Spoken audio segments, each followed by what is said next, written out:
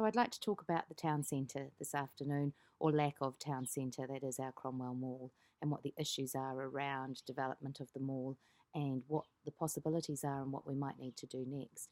I talked when I spoke with Duncan Faulkner from Coffee or Pinot about the fact that one of the issues identified by the Cromwell Master Plan was there is no footfall in the mall because there's nobody living close to the mall. Around the mall area, we have roadways and we have big box retail and we have supermarkets, but we don't necessarily have people who live and therefore are in walking distance of the mall to give that footfall.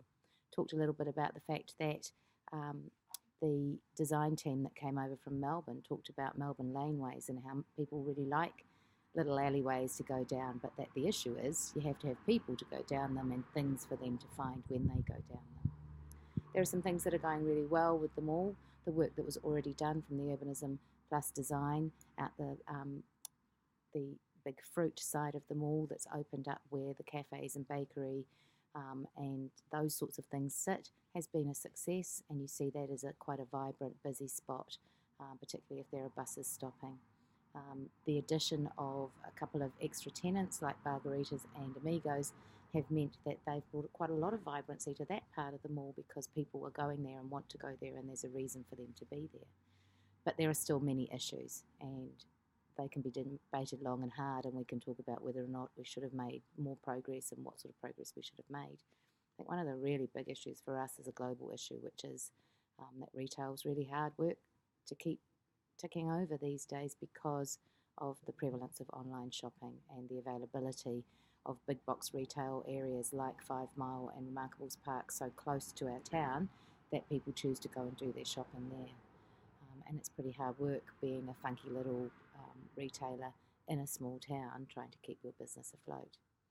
There's lots of talk about whether or not it faces the right way in or should be facing outwards, and there's quite a few businesses that are making a real effort to have entrances from the other side, the car park side of the mall. And I know that it is desirable to be able to see where the businesses are and to have things that pull you in and make you want to go right through into the centre of the mall, and we seem to be lacking that at the moment. The master plan process has only gone a very little way into thinking about what the possibilities for the mall are, that there's a possibility of a revamped civic area with council offices and library and some public spaces that might be interesting for people to enter into the centre of the town centre mall area because there's things and places that are nice to sit in. A huge barrier is the fact that we publicly do not own most of the buildings within that space, and so there's lots of negotiation and cost involved in doing anything much into that space. Car parking's been talked about a lot recently, and I've often had people say to me, car parks are chocker, but when you actually get inside there, there's nobody there. So where are all the people who park their cars there? Well, I haven't got an answer for that, but we are aware that car parking is a problem. And part of that master planning process, there are some ideas about the ways that that could be done, maybe with underground car parking, maybe with a different design in a more open space. It opens up scope for car parking that might be more useful for our community.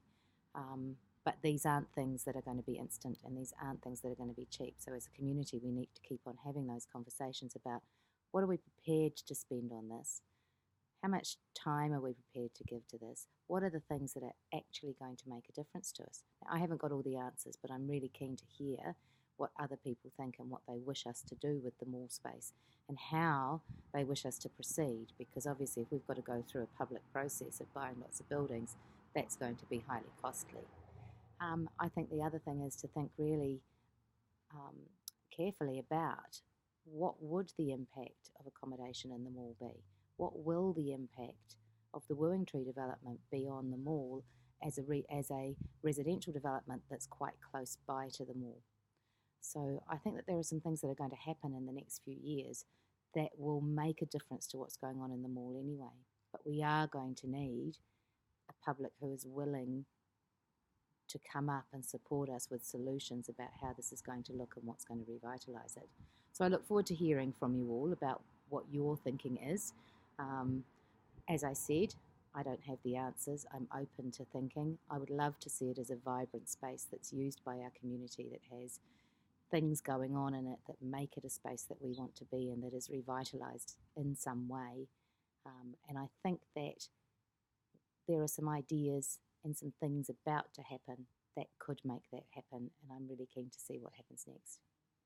Thank you for your time.